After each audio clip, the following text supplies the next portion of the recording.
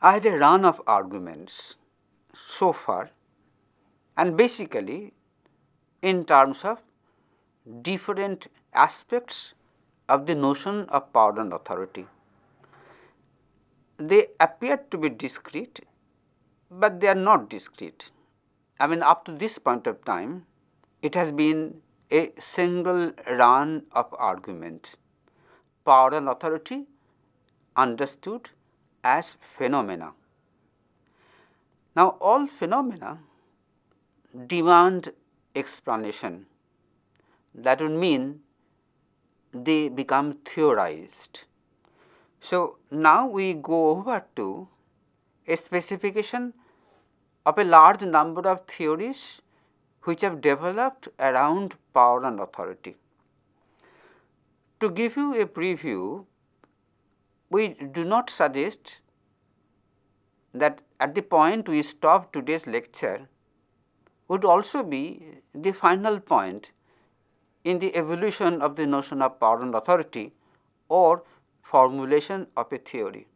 For example, when I was a student, I had no idea of Michel Foucault, because there is no Michel Foucault. That would mean successively stalwarts, political philosophers, thinkers, they emerge and they suddenly skew the analysis so far in a particular direction. So, the theories listed today do not mean they are the ultimate theories, but one thing is for certain, that the each next theory has emerged as a reaction to each previous theory. This is normally called the cumulative dialectical growth in theoretical thinking, and no later theoretician can be oblivious of what the previous theoreticians have already offered. Seen in this light, we now propose to turn to the theories. The theories come in clusters, but then once again to warn you, and this warning is very important to bear in mind, that these clusters actually combine and recombine, that is, they fertilize themselves, so that there can be another at least seemingly new kind of theory. Let me give this example. There was a Marx and his compatriot Engels, who provided a theory since then known as the Marxian theory. But then people believing in their line of logic, they have added and extended. We shift from the notion of the Marxian theory to the notion of the Marxist theory, and there is some difference, because the Marxists are Marxians, but the Marxists actually add to the core idea formulated by Marx and Engels. Likewise, we talk about the neo-Marxists, which means each theory is refreshed by the coming into the scene of a man who accepts the core of the argument, but enriches it by additional logic, additional concept, additional force of the argument. All the theories must be understood in terms of their continuous dynamic growth. This is something you must remember as you listen to a very essentialist rendering of the major theoretical positions. The first cluster will be called the liberal theory, but there must be a question that why it is the first cluster and why it is not the second cluster. This is a very interesting question, because theories have their histories also, and as a teacher, as a speaker, as a learner, I can't normally disturb the sequence in which they appeared. It so happens that they appeared first as a clutch of what became known as liberal theories. The historical context of the formation of liberal theory is obviously the rise of a new ruling class called the bourgeoisie after the collapse of European feudalism. That was the moment when Europe was breaking out of authoritarian frame, because authoritarian and liberal are antonyms. The theories which arose at the breakdown of the authoritarian systems of feudalism came automatically to be known as the liberal theory. Its celebrated principle is this, that individual should enjoy freedom. It has been a major theory. We have variants of liberal theory. We talk about the distortions of liberal theory, but even then liberal theory continues to flourish. I will mention 1, 2, 3 at most of those who contributed to the formulation of classical liberal theory. Let me tell you that when I say the formation of classical liberal theory, I drop a hint that there has been extensions, but the basic foundation was laid by this particular classical liberal theoretical position. The man to begin with, I have already named him, Thomas Hobbes. Thomas Hobbes, at a more popular level, is famous for his theory of state of nature. I will explain briefly what he meant by state of nature, not because I want to describe it, but because to signal that a new round of theoretical thinking regarding power came up, in which power became a sociological category, no longer a juristic category, that is, no longer a category in law. It became a category as a philosophical position. This is very vital to understand. The degree of sociologicalness of these liberal positions may vary, but for once there was a breaking out of the, let us say, the Austinian frame after John Austin, the famous theorist of sovereignty, who look at power only as the power which is legal and corporeal. It was soon discovered that this is insufficient in order to understand all our experiences of power. Thomas Hobbes had a notion of man essentially as a self-seeker. You may please concede that if you talk about an Adam Smith in economics, or you talk about the currently fashionable neoliberal economic theory, it still remains the cardinal observation that individuals are self-seekers. What do they seek? They seek gratification of their interests. What are their interests? Some interests pertain to their body, food, shelter, sexuality, reproduction. Some relate to their superorganic existence, like need for culture. We are interest-driven individuals, and if resources for gratification are scarce, then the normal tendency among us would be to fight each other. That way, to quote Hobbes, life would become nasty, brutish and short, because everybody would be running after everybody to actually prevent somebody to enjoy a resource which is scarce. Hobbes wanted the formation of an authority, a center of power, which will put an end to a civil war prone society, metaphorically the state of nature. And he fell back on mythology actually to create a category called the Leviathan. The Leviathan would be the source of authoritarian power according to Hobbes. Why? Without absolute power, collective living would be indispensable. This is the beginning of allotting to power a social function. And all the specifications of theories which will now follow, they harp on the same thing, that power has a social function. That is why I raised the question, power is what power does. According to the liberal theory, then, power, particularly the power of the state, is indispensable for the maintenance of a civil order.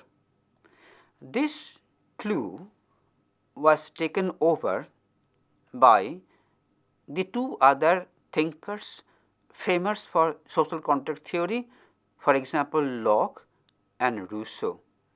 Everybody believed that there must be what Locke called a common superior authority controlling individuals seeking their own interest, or for Locke, to protect the property of the individual.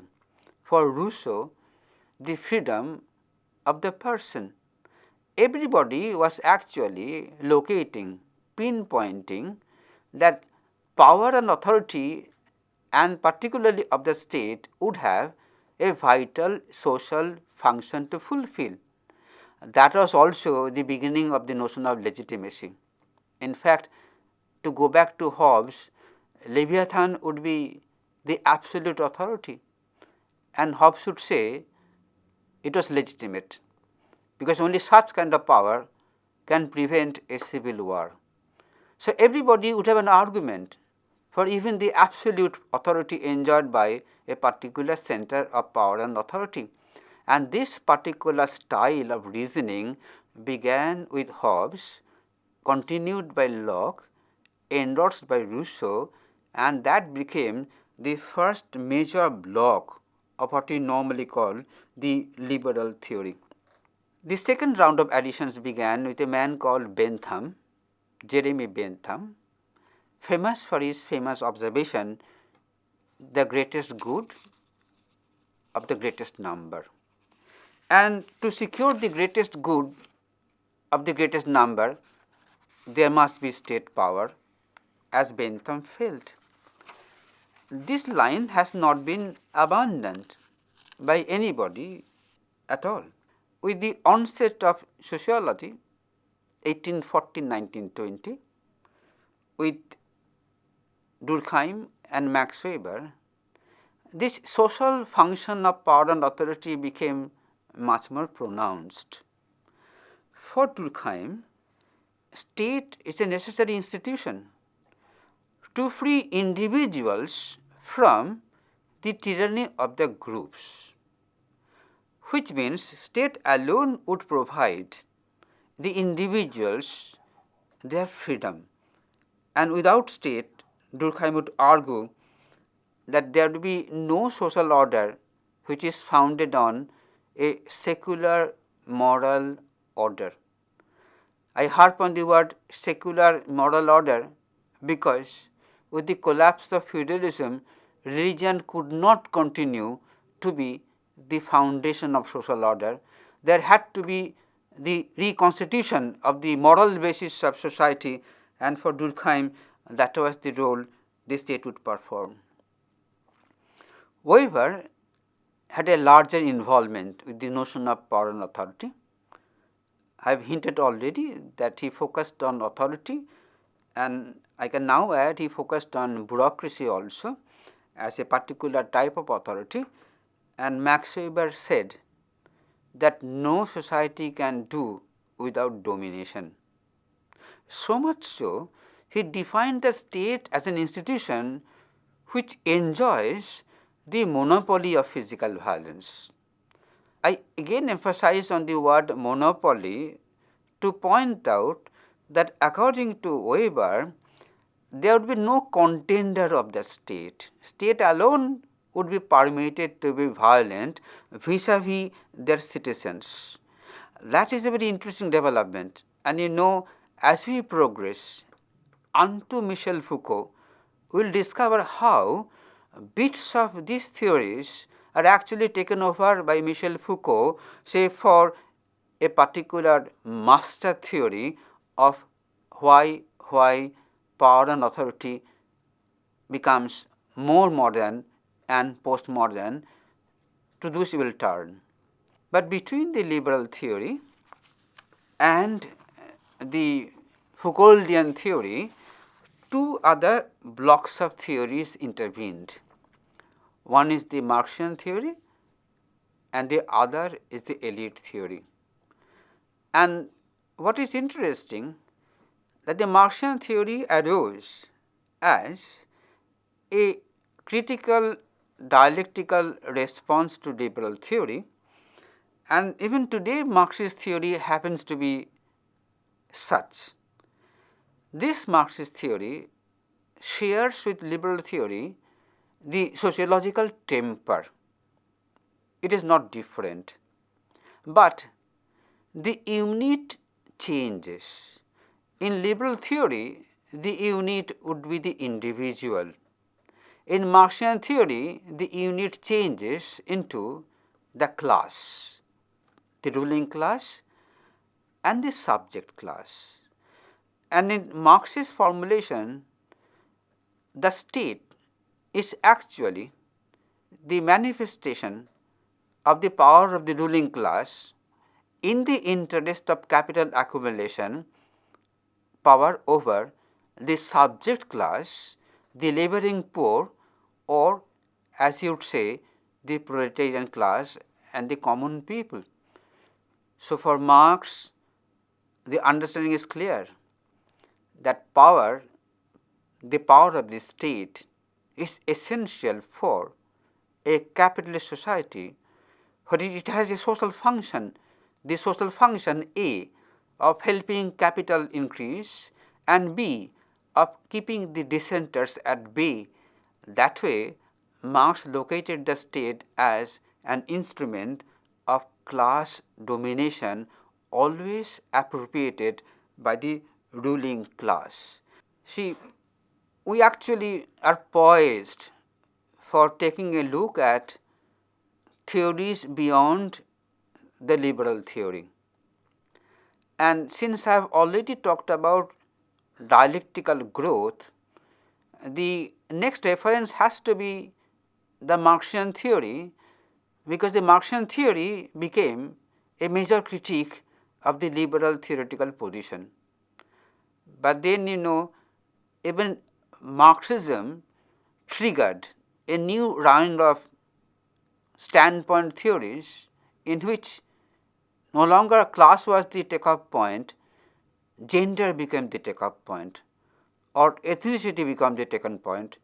That way we say a continuous expansion in the ambit of critiques of liberal theory. The Marxian theory again influenced and conditioned both in neo-Marxian direction and in the direction of elite theory. The neo-Marxian direction would actually be in continuation with the fundamentals of Marxism, but in the writings of Gramsci and Althusser, culture became increasingly recognized as a very important factor, something allegedly Marx actually attributed no power at all. Much more interesting in the context of the Marxian theory would be the rise of the elite theory, particularly through the writings of Vilfredo Pareto. Our next round of lecture will focus on the elite theory.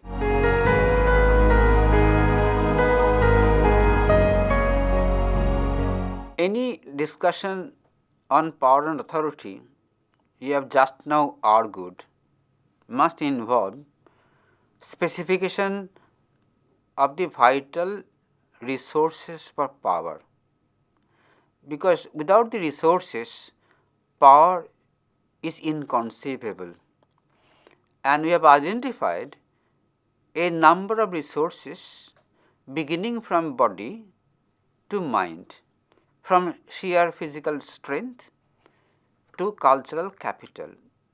And we have statutorily pointed out that these sources actually reinforce each other. With this grounding, we started wondering how theories have formed around this experience of power and authority, and since it has been from time immemorial, theoretical thinking has also a very old history. What he did and what he proposed to do in our next lectures also is actually, rather than go through the whole of history of theories on power, we locate the benchmarks. And the first benchmark would be the liberal theory, particularly because the formation of the liberal theory coincided with the rise of a new class, with the death of feudalism, with the emergence of capitalist liberalism. That's how liberal theory acquired a place of prominence. But this theory, focused on individual, actually triggered off an alternative kind of thinking which came from the writings of Marx and Engels, and they began to focus on class, particularly two types of classes, the ruling class and the subject class, or the owning class and the laboring class. This hint that there can be a specific group in charge of power or victim of power actually led to another round of thinking taken over by feminists, black scholars, Dalit scholars, those who now take a cue from Marx to argue that power has never been universal, power has been appropriated by those who are powerful for whatever reasons at a particular historical moment.